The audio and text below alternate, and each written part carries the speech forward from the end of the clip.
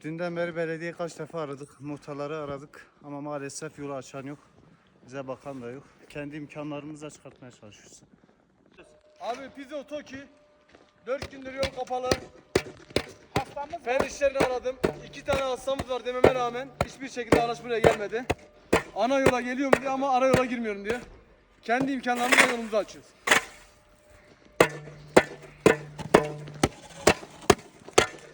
Görüldüğü gibi ana yola kadar kendi imkanlarımızla yolumuzu açıyoruz. Yollar kapalı.